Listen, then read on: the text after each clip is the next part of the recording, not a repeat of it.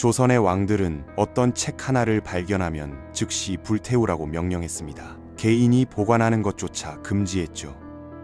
519년 조선 역사 내내 이 금서에 대한 기록이 반복적으로 등장하는데 도선비기라는 예언서입니다. 고려 왕조의 탄생을 예언했고 400년 뒤 멸망까지 정확히 맞췄다고 전해지는 책이죠.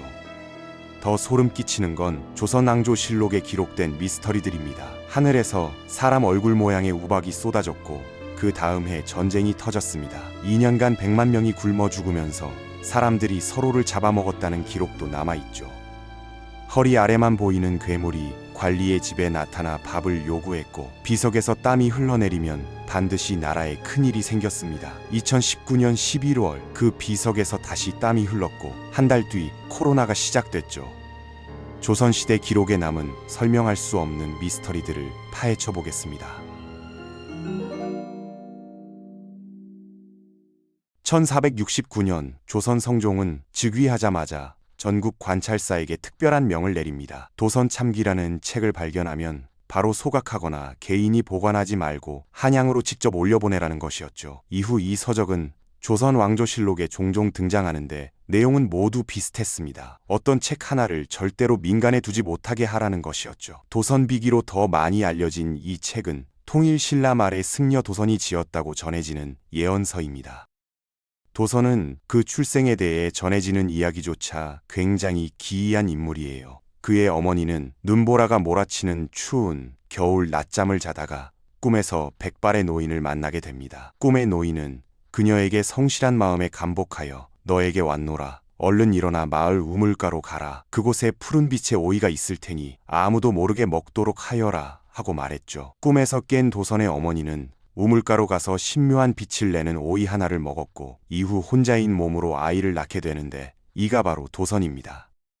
그는 남들에게 없는 신통한 능력을 가지고 있었는데 산과 바다, 강의 흐름과 바람의 방향을 보고 명당을 짚어내는 것이었죠. 이는 고려에 유행하게 되는 풍수지리설의 시초가 되었습니다. 도선이 남긴 예언 중 가장 유명한 것은 고려 왕조의 시작, 태조 왕건의 탄생을 예언한 일이에요. 도선은 송악에 머물던 중 강한 기운이 용솟음치는 길지를 발견하게 됩니다. 그곳으로 가보니 웬 남자가 집을 짓기 위한 준비를 하고 있었죠. 남자의 이름은 왕융이었는데 도선은 길지를 가리키며 저기에 새로운 집을 지으면 틀림없이 왕이 될 인물이 날 것이라고 이야기합니다. 벼락 같은 놀라운 이야기를 들은 왕융은 제가 지금 슬하에 자식 하나 없어 대사의 이야기와 거리가 먼 듯합니다 하고 대답했죠. 그러나 도선은 웃으며 이곳 산수가 빼어난 곳이 많아 내가 시키는 대로 집을 지으면 반드시 득남하게 되는데 이 아이는 단순한 아들이 아니라 나아가 왕후까지 하게 될 것이오. 아이를 낳으면 반드시 이름을 건이라 지으시오 하며 호련히 사라져버렸다고 합니다. 이후 왕융은 도선이 가리킨 곳에 집을 지었고 10달 후 예언대로 아들을 낳게 되어 이름을 건이라고 짓게 됩니다. 그가 바로 고려를 세운 태조 왕건이죠. 도선비기는 고려에서 대소사를 결정할 때 중요한 길잡이 역할을 하게 됩니다. 도선은 고려가 세워지기 전 송악터를 쭉 둘러본 후 아주 중요한 예언을 하나 하는데 이곳이 앞으로 800년의 나라 운수를 지탱하는 축복할 일이로다 하고 이야기하였죠. 그러나 동남쪽에 안개가 걷히며 삼각산이 모습을 드러내자 다시 전하길 저 봉우리가 마치 도둑놈의 깃발처럼 우뚝 서 있으니 400년이 지나면 나라의 큰 운수가 옮겨가겠구나 하고 혀를 찼습니다.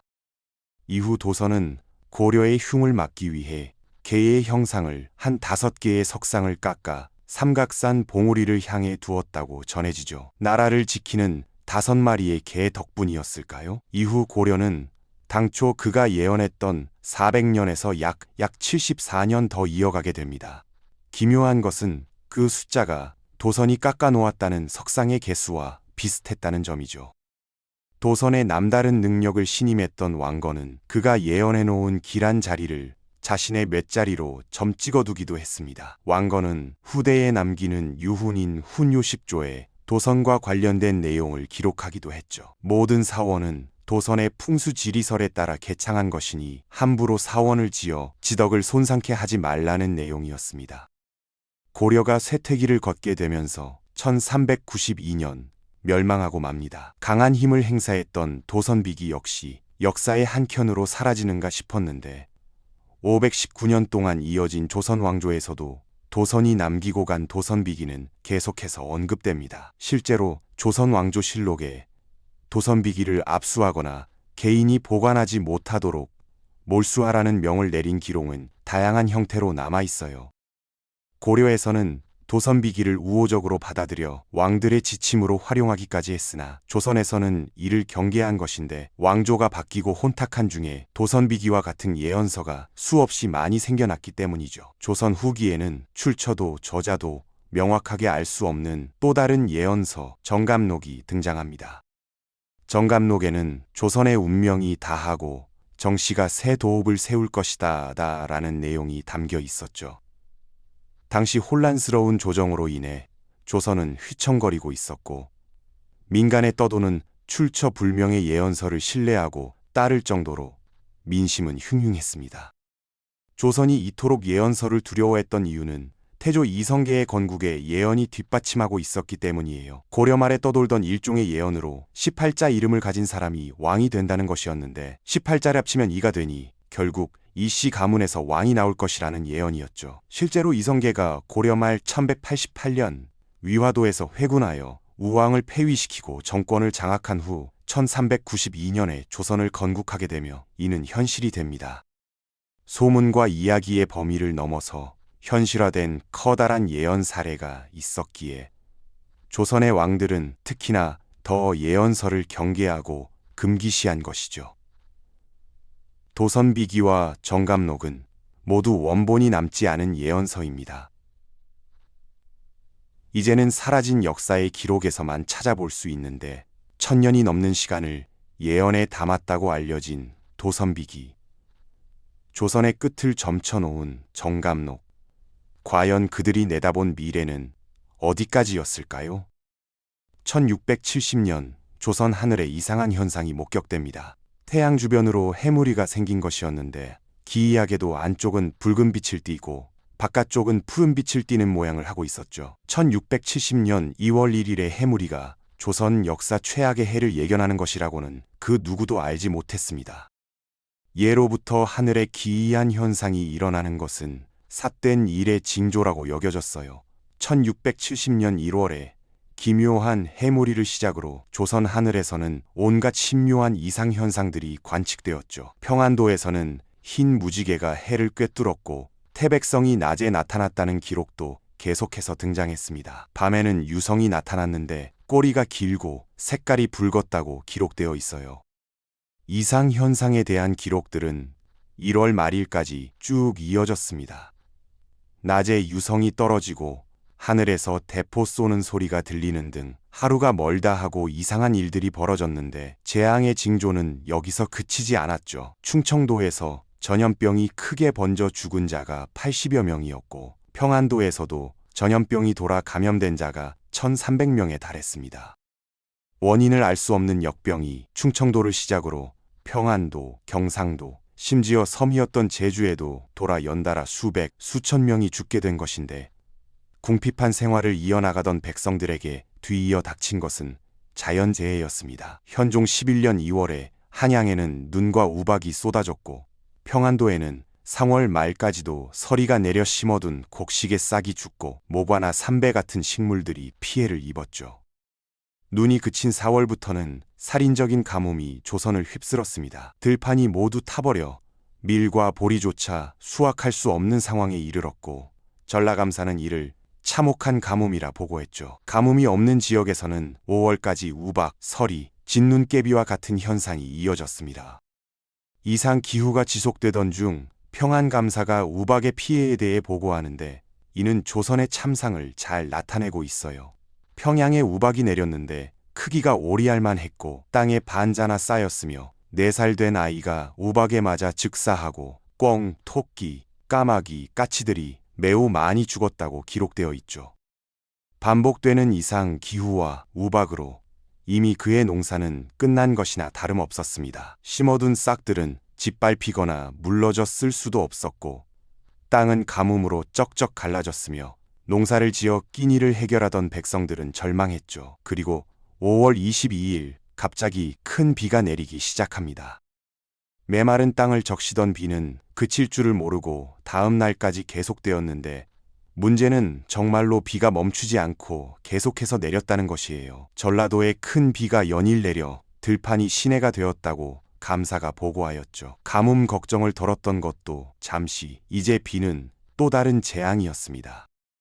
경상도, 경기도 등 전국 8도에 홍수가 일어나기 시작했으며 가뭄이 끝나자마자 쏟아진 비는 곧바로 수재로 변했죠. 7월 황해도에서는 멈추지 않는 비로 인해 산사태가 일어났고 범람하는 물에 사람들은 빠져 죽었으며 과실이 열리는 나무의 뿌리가 뽑혔고 들판의 벼는 모조리 쓸려갔습니다. 조선의 18대 왕인 현종은 심상치 않은 재해가 지속되자 신하들에게 대책을 구합니다. 내가 즉위한 이래로 천재와 사변이 닥칠 때마다 생기고 한재와 수재가 서로 잇따라 해마다 없는 적이 없으니 밤낮으로 걱정하여 편안할 겨를이 없다. 죄 없는 우리 백성들이 무슨 죄가 있단 말인가 하고 자책하는 기록을 남기기도 했죠.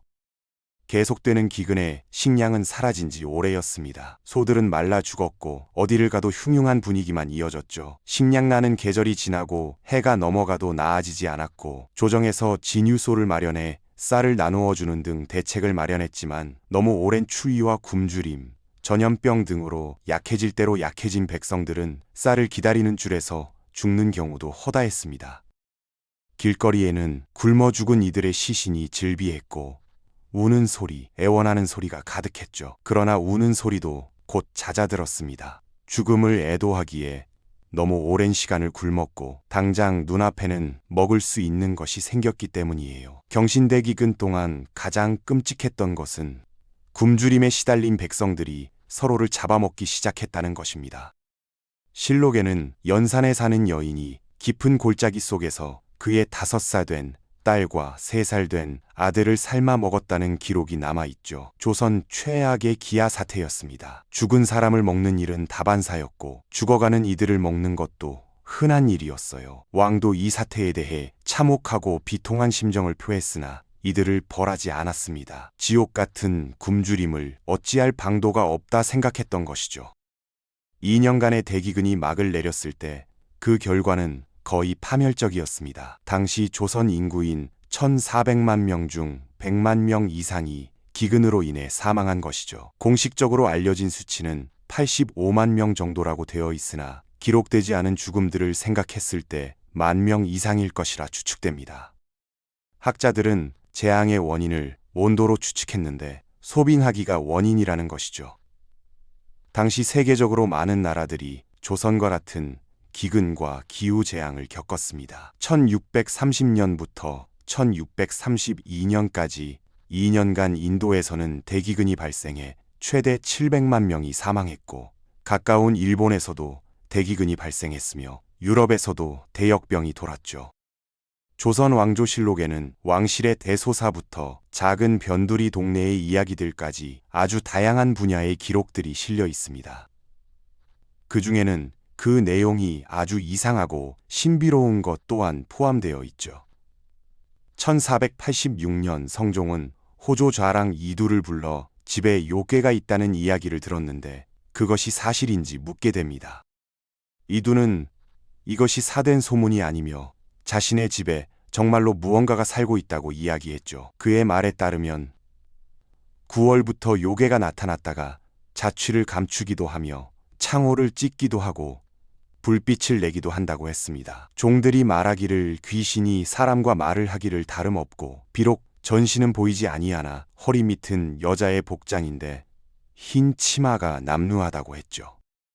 이두의 기이한 경험담은 조선의 문신 성현이 간행한 용제총화에 더 자세하게 묘사되어 있습니다. 이두는 이 요괴가 그의 가족 목소리를 흉내냈다고 했는데 그 말소리를 들으니 죽은 지 이미 10년이나 된 고모의 소리였다고 하죠. 매일 아침 저녁으로 밥을 바쳐야 했고 먹고 싶은 것이 있다 하면 찾아 바쳐야 했습니다. 용제총화에는 이 요괴의 허리 위가 보이지 않았으나 아래로는 종이 치마를 입고 있었고 두 다리는 앙상하게 야위어 뼈뿐인 데다가 옷 칠한 듯 검었다고 묘사되어 있어요. 여인의 다리뼈가 종이장 같은 치마 아래로 펄럭였고 그것을 보아 이름을 고수녀치라 불렀죠. 이두는 이것이 어느 순간 나타나 오랫동안 머물다가 갑작스럽게 사라졌다고 이야기합니다. 1626년 강원도 금화와 춘천에 세찬 우박이 쏟아져 농작물이 크게 피해를 입게 됩니다. 실록에는 농가가 피해를 입었다는 내용만 적혀 있지만 조선의 실학자인 이익의 성호사설에는 이 우박에 대해 기이한 묘사를 덧붙이며 흉조라고 이야기했죠. 우박을 자세히 보니 사람 얼 같은 것이 있었는데 코와 눈이 모두 있었다고 기록되어 있습니다. 하늘에서 사람의 머리 모양을 한 우박이 떨어졌다는 내용인데 우박은 서로 다른 얼굴을 하고 있었으며 이목구비를 또렷이 확인할 수 있었다고 하죠. 그리고 인면박이 떨어진 다음 해인 1627년 후금의 군대가 조선을 침략하며 벌어진 전쟁 정묘호란이 일어납니다. 불길한 징조는 이 한 번으로 끝나지 않았어요. 우박이 떨어지고 나서 정묘년에 난리가 있었고 병자년에 또 하늘에서 인면박이 내렸는데 다음 해에 병자호란이 일어났죠. 우박은 모양뿐 아니라 마치 절규하듯 보이는 표정 때문에 많은 이들이 이것을 하늘의 경고, 재앙의 징조라며 두려워했다고 합니다. 조선에는 신비로운 물에 대한 기록도 남아 있습니다. 세종대왕은 안질이라 불리는 눈병을 앓았는데 몸 안에 화가 쌓여 눈이 뜨겁고 침침해지는 것이었죠. 세종은 낮에는 군주의 업무를 보고 밤에는 서적을 읽으며 하루를 보냈기에 늘 과로와 수면 부족에 시달렸고 그 때문인지 안질의 증상은 점점 더 심각해져 갔습니다. 세종 23년 4월 기록에는 내가 안질을 얻은 지 4에서 5년이나 되었는데 왼쪽 눈이 거의 실명하게 되었다라는 내용이 남아 있어요. 그렇게 3년의 시간이 더 흐른 어느 날 어떤 이가 찾아와 안질의 해결법에 대해 이야기합니다. 청주에 물맛이 호초와 같은 것이 있어 초수라 하는데 모든 질병을 고칠 수 있다고 했죠.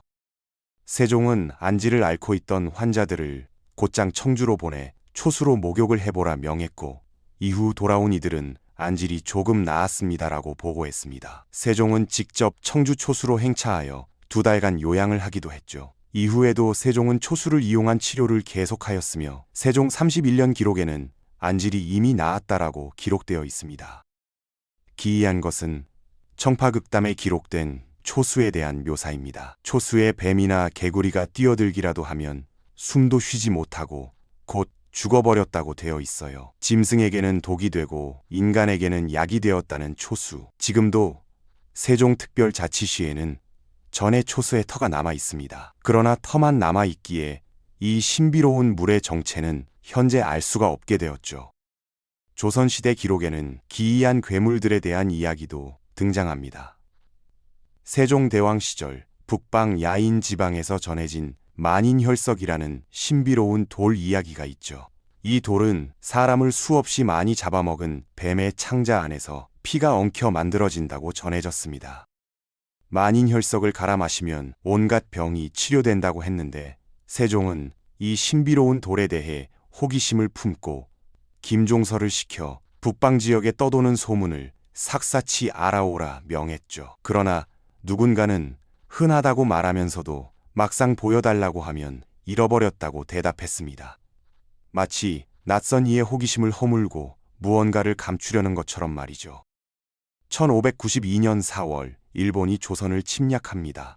임진왜란이 일어나자 승려 휴정, 서산대사가 전국 사찰의 나라를 구할 것을 호소하는 경문을 보냈고 그의 제자였던 사명대사도 이 편지를 받게 됩니다. 사명대사는 고민했는데 불교의 가장 중요한 교리인 살생금지를 어겨야 했기 때문이죠.